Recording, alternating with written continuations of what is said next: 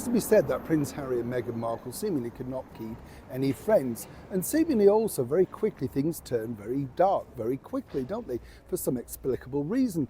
I'm thinking of people like, Jessica Mulrooney. James Corden seems to have had something of a, shall we say, frizz on away and all that sort of stuff.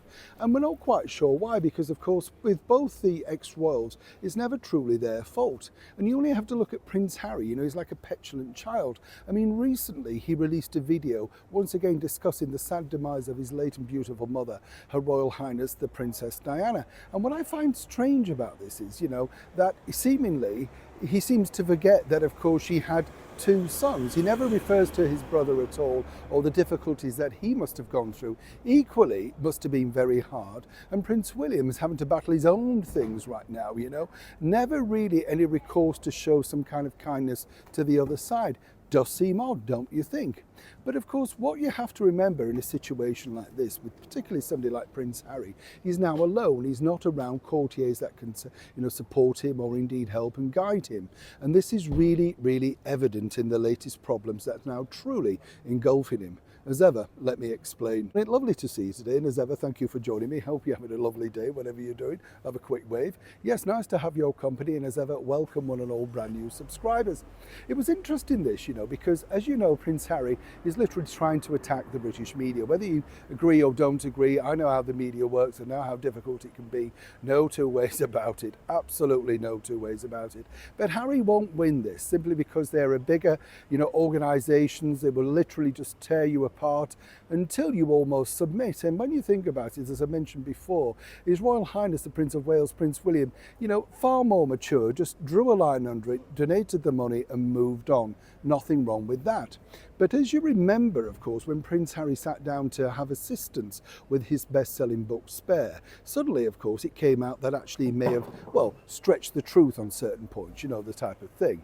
And again, here's where it gets really interesting, because his ghostwriter, J.R. Mulringer, basically was paid allegedly £1 million to assist in this.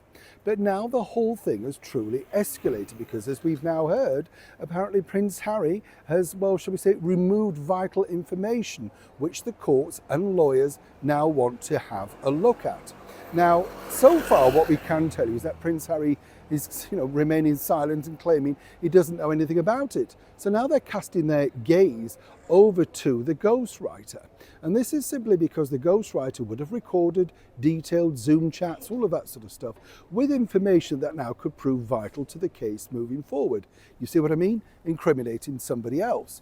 Now, I'm sure when the ghostwriter sat down, he never realised just what a difficult job this would be. He would have thought, get the story down, off you go, move forward, all of that sort of stuff. Never works out quite that simple, does it, in the world of Prince Harry? So again, moving forward, this will see a relationship vastly deteriorating very quickly. Now, he may have picked up, of course, £1 million, but he's certainly going to be earning it.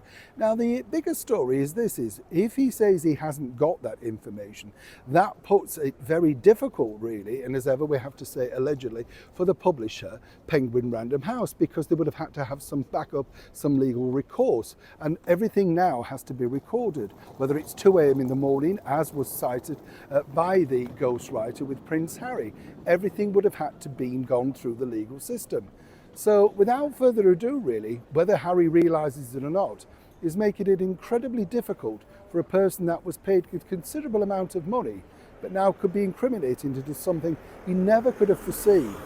What a mess Harry is making of everything, don't you think? I'd love to know what you think to this particular developing story in the comments below. Neil Sean in the very heart of London.